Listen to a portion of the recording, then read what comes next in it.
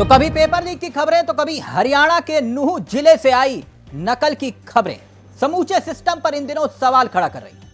कब कब किस किस राज्य में कितने पेपर लीक हुए और क्यों देश के भीतर नकल को लेकर चुनावी मुद्दा बनाने की होड़ किसी राजनीतिक दल में दिखाई नहीं देती। खैर, उस चर्चा पर आए, मगर उससे पहले जिन्होंने हरियाणा के नूह की ये तस्वीरें नहीं देखी वो एक बार फिर से देख लें।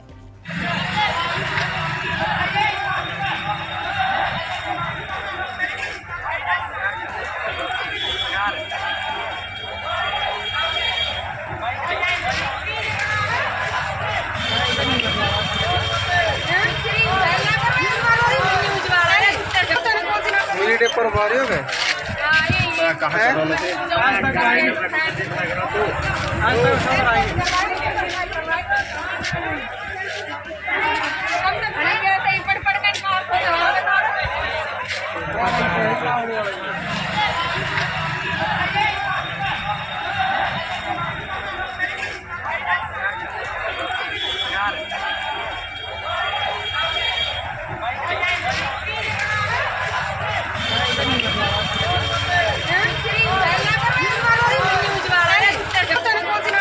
पर मारी हो गए।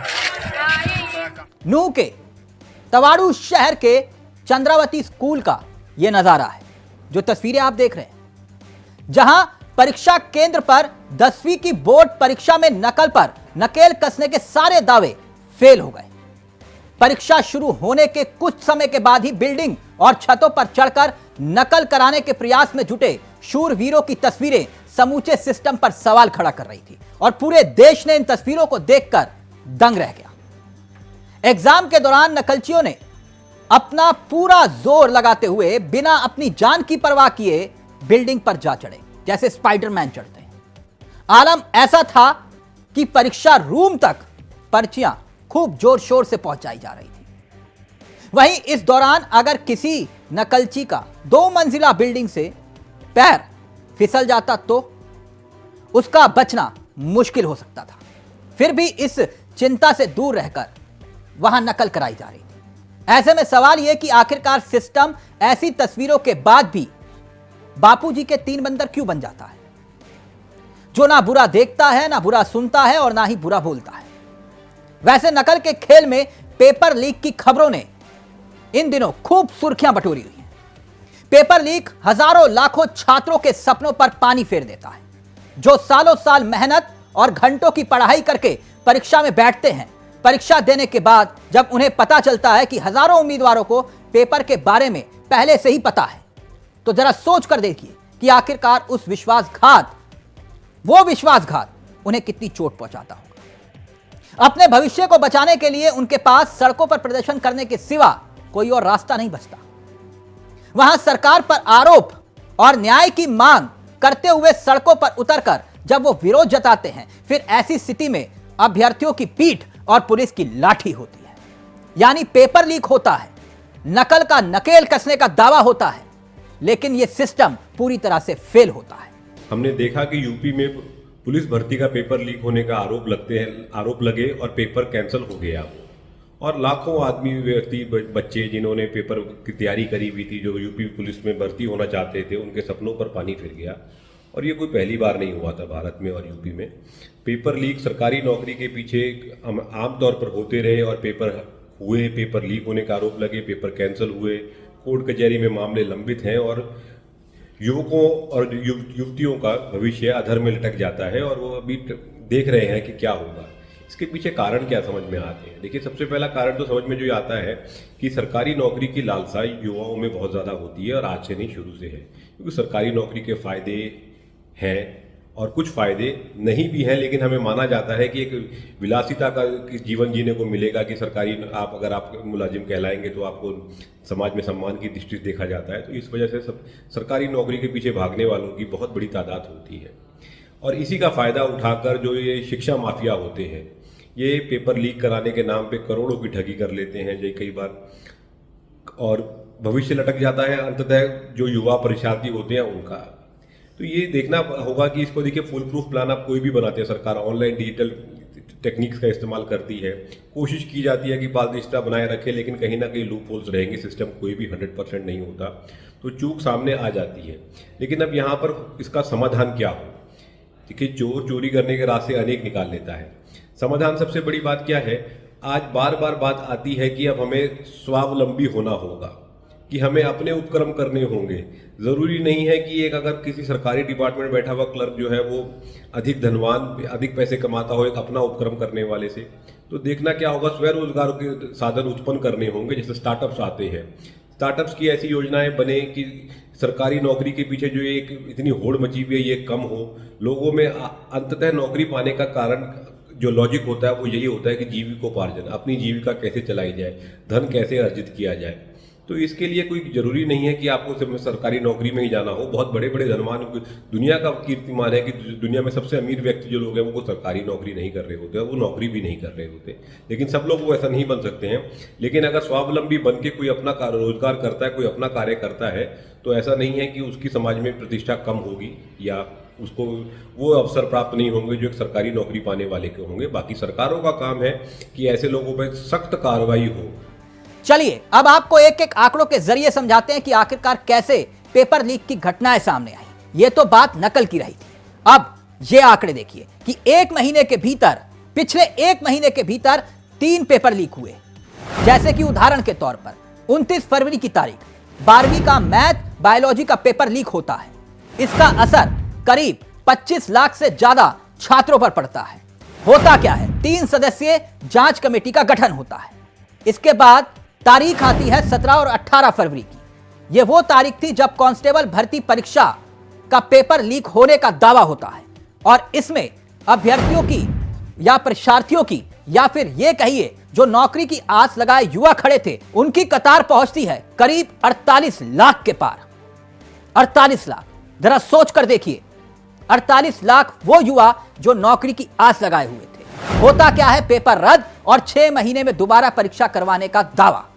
अब 1 महीने में तीसरा पेपर लीक का कांड सामने आया 11 फरवरी को, जब आरओ एआरटीओ की परीक्षा रद्द हो जाती है। असर यह होता है कि करीब 11 लाख कैंडिडेट परीक्षा में बैठने जा रहे थे, लेकिन अब दावा यह कि आंतरिक जांच की जा रही है। कितनों के सर से साया जाता है जब एक बरगद काट गिराया जाता है। धरती खुद ही खा जाती फसलों को इल्जाम चिड़ियों पे लगाया जाता है। ऐसा मैंने इसलिए कहा, इन दिनों जैसे पुलिस भर्ती पेपर लीक हो जाता परीक्षा, तो उसी पर मैंने कहा देखने वाली बात यह है कि जिस तरह उत्तर प्रदेश में जो पुलिस भर्ती पेपर था वो लीक हो गया और एसटीएफ ने कार्रवाई करते हुए 6 आरोपी को पकड़ा, तब जाके मालूम हुआ कि कैसे पेपर लीक होता है और क्या इसको किस तरह से रोका जाए। लेकिन सवाल यह होता है कि इससे पहले अगर राजस्थान की बात करें तो वहाँ भी पेपर लीक होता था। सब इंस्पेक्टर का आपको याद होगा 2021 की जो परीक्षा थी वो पेपर लीक हो गई थी और राजस्थान पुलिस की जो स्पेशल ऑपरेशन ग्रुप एजेंसी ने भी सही माना इसको और उसमें 14 ट्रेनी सब इंस्पेक्टर पकड़े गए और इसीलिए राजस्थान को लीक स्थान का संज्ञा दिया गया था। ठीक उसी तरह उत्तर प्रदेश में पुलिस भर्ती पेपर लीक हुआ। ये दुर्भाग्य की बात है क्योंकि जो नौजवान सपना देखता, सुबह उठकर पढ़ता है, दौड़ता है, क्योंकि जो पुलिस की भर्ती है उसके कई मापदंड है, उसको फुलफिल करने के लिए एक नौजवान अपना सर्वस्व न्यौछावर कर देता है और जब वो परीक्षा देकर आता है तो पता चलता है कि परीक्षा पेपर लीक होने की वजह से रद्द कर दिया गया। जैसे लगता है कि उनकी तो आत्मा ही निकल गई और इस पर जो है कई छात्र आत्महत्या भी कर लेते हैं क्योंकि उनको लगता है कि अब जो मेरा पेपर सही गया था पता नहीं कब आएगा, क्योंकि जिनके उम्र में कम फासले होते हैं तो उस वक्त उनका दिक्कत बढ़ जाता है और वो अपने आप को ख़त्म कर लेता है। मेरा कहने का मतलब ये है, मैं चैनल के माध्यम से कहना चाहता हूँ गवर्नमेंट से, खासतौर पर गवर्नमेंट बच्चों के भविष्य के साथ इस तरह क्यों खेलती है। कोई भी पेपर अगर होता है तो उसको मुस्तैदी से सही अंजाम क्यों नहीं देते। जहाँ से पेपर छपाई होती है, क्योंकि जो भी जहाँ से पेपर छप कर आते हैं तो वहाँ का जो लीक होने वाली जो बात है वो उस पर क्यों नहीं काबू पाते हैं। ये जो लोभी लालची लोग हैं जो कई हजार नौजवानों के भविष्य को बर्बाद कर रहा है, जो कि कहते हैं नौजवान देश का भविष्य होता है, उनको बर्बाद कर रहा। तो सरकार जब भी कोई पेपर कंडक्ट करता है, कोई एग्जाम कंडक्ट करता है, तो अपने सारे तंत्र को लगा देता है, लेकिन इस तंत्र में ईमानदारी कहाँ चली जाती है? क्योंकि पेपर निकलने से एग्जाम स्थल तक जाने तक यह लीक कैसे हो जाता है, इस पर सरकार क्यों नहीं सोचती, इस पर सरकार क्यों नहीं काम करती और ऐसे दोषियों के लिए खास तौर पर कानून बनाकर ठोस कार्रवाई क्यों नहीं करती है? यूपी बोर्ड परीक्षा में कितने परीक्षार्थी जब बैठते हैं और उस पर उनके भविष्य पर कैसा असर पड़ता है, अब जरा उसको भी समझने की कोशिश करते हैं। 25,60,000 उत्तर प्रदेश पुलिस कांस्टेबल और समीक्षा अधिकारी पेपर लीक का हाल ही में मामला जब सामने आया तो उसने सोचने पर मजबूर कर दिया कि देश में क्यों नहीं एक व्यवस्था स्थापित की जा रही। सोचने वाली बात यह है कि पेपर लीक के ये मामले पहले नहीं है, इससे पहले भी कई बार पेपर लीक हुए, स्टूडेंट व्यथित हुए और आत्महत्या जैसे कदम तक उठा लिए। उत्तर प्रदेश का ही जिक्र करें तो यूपी बोर्ड परीक्षा 2024 में 12वीं की कक्षा में पेपर लीक का जब मामला सामने आया था, तब उस वक्त भी समूचे सिस्टम पर सवाल खड़े हुए। इस मामले को लेकर यूपी बोर्ड ने एक्शन भी लिया।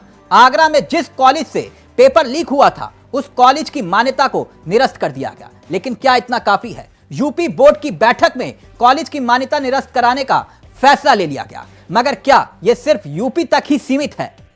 चलिए अब इन आंकड़ों पर भी गौर फरमा लीजिए। साल दर साल पेपर लीक कहां हुए और क्यों सिस्टम वीक है, उसे भी समझने की जरूरत है। राजस्थान का जिक्र करते हैं। राजस्थान के आंकड़े बताते हैं कि 11 सालों में कुल मिलाकर 26 बार पेपर लीक की घटनाएं सामने आई हैं। साल दर साल पेपर लीक होते रहे और आंकड़ा बिहार का भी सामने आया।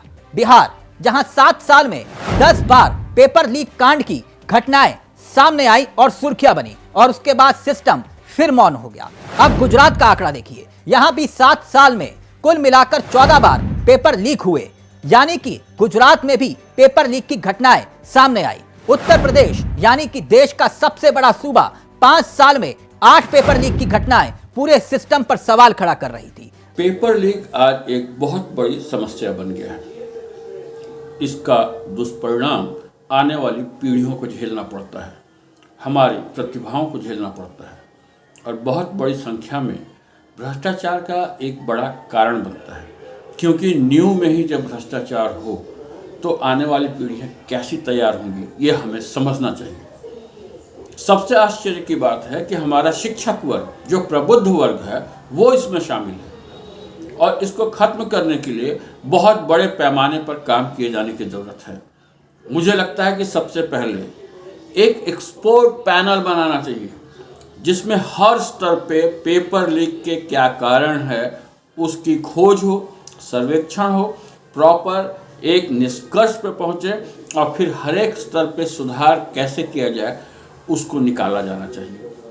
केवल शिक्षक नहीं, शिक्षण संस्थान के मैनेजर से लेकर के हर एक अधिकारी कर्मचारी, उसके अलावा जहाँ प्रिंटिंग होती है, जो लोग पेपर सेट करते हैं, फिर उनके बीच जो कम्युनिकेशन का साधन है, संचार साधन में जो लोग रहते हैं, फिर आजकल एक कॉन्ट्रैक्ट पद्धति निकल गई है हर काम को करने के लिए, वो लोग जो होते हैं सबसे बड़े जिम्मेवार होते हैं। इनके आगे आजकल कोचिंग संस्थानों का जो एक जंजाल नहीं जंजाल इस देश में फैला हुआ है, जो किसी भी तरीके से अपने बच्चों को परीक्षाओं में पास कराना चाहते हैं, कंपटीशन में निकालना चाहते हैं, वो हर नैतिक अनैतिक रास्ता अपनाने को तैयार रहते हैं और वो बहुत बड़ी संख्या में बच्चों से पैसा बटोर करके और बड़ी बड़ी रकम दे करके अधिकारियों को, शिक्षकों को, पदाधिकारियों को भ्रष्ट कर लीक करवाने पर लगे रहते हैं।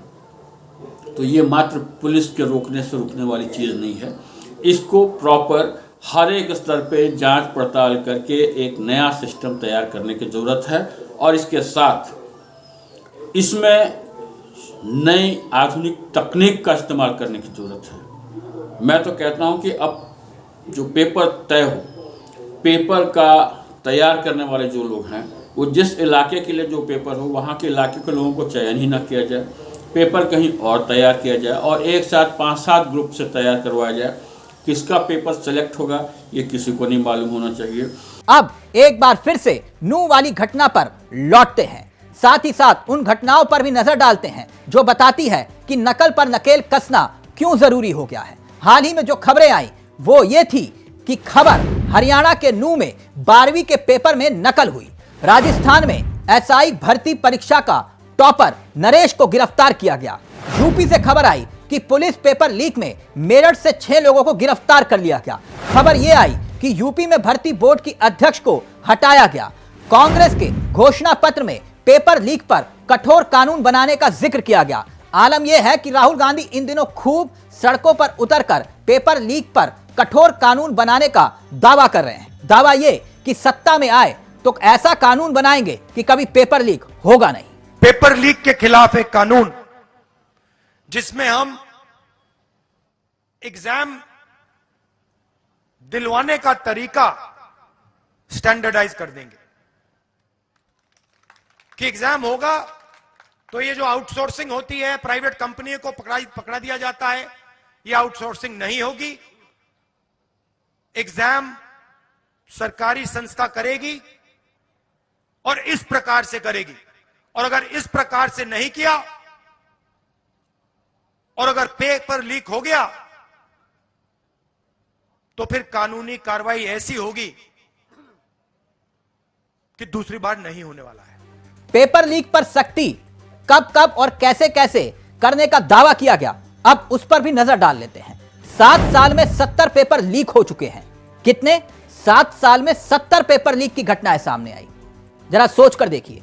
इसी आंकड़े पर गौर फरमाएं तो लगभग 1.5 करोड़ छात्र, अभ्यर्थी या परीक्षार्थी जिन पर सीधे तौर पर इसका असर पड़ा, और 3 करोड़ छात्र हर साल तैयारी के रूप में सामने आते हैं। वो प्रतियोगी होते हैं जो छात्र एक साल में करीब कम से कम 2 लाख रुपए खर्च करते हैं। और अगर इन आंकड़ों को जोड़ लिया जाए तो शून्य जोड़ते रह जाएंगे आप और हम, लेकिन जोड़ नहीं पाएंगे। यानी कि पूरी तरह से आर्थिक रूप से भी एक गरीब छात्र पीड़ा को सह रहा है। वहीं अगर यूपी पेपर लीक की हिस्ट्री देख लेंगे तो आप भी दंग रह जाएंगे। यूपी में पेपर लीक की हिस्ट्री बताती है कि एक के बाद एक आंकड़े तस्दीक करते हैं कि पेपर लीक होते रहे, जिसका जिक्र हमने पहले किया था। 29 फरवरी जब हाई स्कूल की परीक्षा हुई तब कुल अभ्यर्थियों की संख्या करीब 25 लाख से ज्यादा थी। समिति के गठन का जिक्र किया गया, लेकिन इसके बाद 17 और 18 फरवरी को पुलिस भर्ती में भी इसी तरह का मामला सामने आया,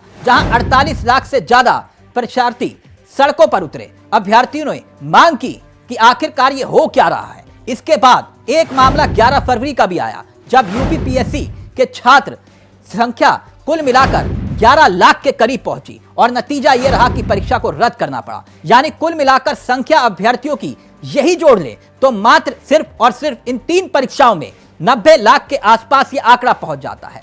हमारे देश के कई राज्यों में एग्जामिनेशंस को लेकर के जो पेपर लीक हो रहे हैं, खास करके मैं बात करूँ अपने झारखंड की जेएसएससी का जो एग्जामिनेशंस हुआ, जो पेपर लीक हो गया, यूपी कांस्टेबल के एग्जामिनेशंस का भी पेपर लीक हुआ, बिहार पुलिस पेपर लीक हुआ, राजस्थान में एसआई का पेपर लीक हुआ एग्जामिनेशंस के। आखिर इन राज्यों में जो पेपर लीक की घटनाएं हो रही है, जो कि 1000 की वैकेंसी होती है, जिसमें लाखों अभ्यर्थी जो कि सालों साल मेहनत करते हैं और अपने भविष्य को एक मुकाम देने के लिए वह दिन रात काफ़ी मेहनत से वह पैसे को जुटा करके एग्जामिनेशन की तैयारी करते हैं। सबकी अलग अलग पृष्ठभूमि होती है।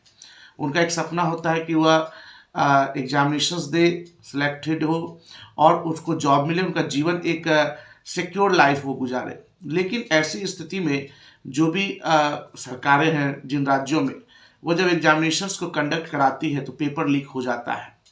यहाँ पे कुछ पॉइंट देखी जाती है जो जांच में ये बातें आई है कि जिस एजेंसीज को, चूँकि किसी न किसी एजेंसीज को दी जाती है एग्जामिनेशंस की जिम्मेदारी, तो कहीं ना कहीं वह एजेंसीज के ही कर्मी के द्वारा पेपर लीक हो जाता है। जहाँ पे वह प्रिंट होता है, क्वेश्चन जहाँ छपते हैं वहीं से लीक हो जाता है। अभी जो आपका बिहार पुलिस का मामला, यूपी पुलिस में का जो पेपर लीक का मामला आया, उसमें कहीं ना कहीं पुलिस कर्मी को ही दोषी माना गया कि वो लोग भी इन्वॉल्व थे पेपर को लीक करने में। झारखंड जेएसएससी के अंदर जो उनके डिपार्टमेंट के सेक्रेटरी थे वो इन्वॉल्व थे, जिस वजह से कि जेएसएससी के चेयरमैन नीरज सिन्हा जो रिटायर्ड आईपीएस अफसर, उनको वो भी इस्तीफा दिया। जांच चल रही है झारखंड के अंदर। सवाल यह नहीं है, सवाल यह है कि पेपर लीक क्यों हो रहे हैं, और पेपर लीक होने से जो इतने हजारों लाखों बेरोजगारों का जो भविष्य दांव पे लग रहा है, आखिर इस पेपर लीक को कैसे रोका जाए, इसका क्या सॉल्यूशन हो। तो ये इसको लेकर के देश के कई जो बुद्धिजीवी और जो इसके रिस्पॉन्सिबल पर्सन्स हैं, सरकारें भी हालांकि इस बात को लेकर चिंतित है कि आखिर पेपर लीक को कैसे रोका जाए। जहाँ तक मैं समझ पा रहा हूँ, इसको लेकर के मुझे जो एक जानकारी प्राप्त हुई है कि सीबीएसई के पेपर लीक को रोकने के लिए विनयशील ओबराय कमेटी का गठन किया गया था, जो कि इस चीज को देखे कि कोई पेपर लीक ना हो। चलिए अब कानून पर भी आते हैं कि कानून बनाने का जिक्र जैसे इन दिनों राहुल गांधी कर रहे हैं। ऐसा नहीं है कि देश में कानून नहीं है, अलग अलग राज्यों में कानून बनाए गए, अलग अलग राज्यों में कानून के आधार पर सजा देने की बात भी कही गई, लेकिन आलम यह रहा कि कानून तो सख्त हो गया लेकिन नकलची फिर भी मस्त रहे। जेल जाने की सजा 3 से 5 साल तक का जिक्र किया गया, जुर्माना 10 लाख तक ठोकने का बात की गई, संगठित अपराध 1 करोड़ जुर्माने तक लगाने की जिक्र किया गया, कुछ राज्यों में 10 साल की सजा का प्रावधान तक किया गया, लेकिन फिर भी ये नकल और पेपर लीक की घटनाएं थमी नहीं। राज्यों और पेपर लीक में राजस्थान 14 पेपर लीक के साथ एक रिकॉर्ड बनाता है, जहां 2018 से 2022 तक इस तरह की घटनाएं। पश्चिम बंगाल 7 साल में 10 बार बोर्ड एग्जाम पेपर लीक हुए लेकिन कोई फर्क नहीं पड़ा। तमिलनाडु 2022 में 10वीं और 12वीं दोनों के पेपर लीक हुए। गुजरात 7 साल में 14 पेपर लीक हुए। यानी नकल का कारोबार दिन दुगनी रात चौगनी तरक्की करता रहा। देश के विभिन्न राज्यों में हाल में विभिन्न भर्ती बोर्ड की परीक्षाओं में और बच्चों की परीक्षाओं में भी जिस तरह से पेपर आउट होने की घटनाएं हो रही हैं, ये बहुत ही दुर्भाग्यपूर्ण और निंदनीय है। इनकी जितनी निंदा की जाए उतना कम है, क्योंकि ये देश के युवाओं, छात्रों और बच्चों के करियर और जीवन के साथ खिलवाड़ है। इस तरह की ये घटनाएं हैं जिससे कई बच्चे बिल्कुल निरुत्साहित होकर, डिमोरलाइज्ड होकर करके और हताशा में कई बार एक्सट्रीम स्टेप्स लेकर के सुसाइड तक कर लेते हैं। मेरा ये मानना है कि सरकार को राज्यों के स्तर पर और केंद्र के स्तर पर भी परीक्षाओं के प्रश्न पत्र आउट होने, चाहे वो भर्ती की परीक्षाएं हो नौकरी के लिए, चाहे एकेडमिक एग्जाम्स हो, इनके पेपर आउट होने के मामलों के लिए सख्त से सख्त कानून बनाना चाहिए, पहली बात। दूसरा, जो लोग भी इसमें इन्वॉल्व पाए जाएं, उन्हें उनके स्तर और उनके पद के हिसाब से कड़े से कड़े दंड दिए जाए। जैसे हमारा एक सुझाव है कि जो लोग भर्ती बोर्ड के अध्यक्ष हैं या जिम्मेदार लोग हैं, अगर वो किसी भी तरह से ऐसी परीक्षाओं के पेपर आउट होने या किसी तरह से उसमें कदाचरण के दोषी पाए जाएं, तो न सिर्फ उन्हें उनके पद से बर्खास्त कर दिया जाए, बल्कि उनकी जितनी चल अचल संपत्ति है उसे सीज करके उन्हें एग्जेम्पलरी सजा दी जाए, जैसे आजीवन कारावास, और यहाँ तक कि वो कभी भी जीवन में जेल से बाहर ना आ सके, ऐसी सजा दी जाए। मगर सवाल ये कि नेता तो चुनाव में मस्त है, मगर छात्र और अभ्यर्थी का भविष्य क्यों पस्त है? क्या इसका कोई जवाब देगा? ये एक यक्ष प्रश्न है। फिलहाल इसी प्रश्न के साथ छोड़कर जा रहे हैं कि क्या देश में चुनावी मुद्दे तो बहुत हैं, चुनावी गारंटियां भी बहुत हैं, लेकिन पेपर लीक नहीं होगा, इसकी गारंटी कौन देगा? जरा सोच कर देखिए। नमस्कार, जय हिंद, जय भारत।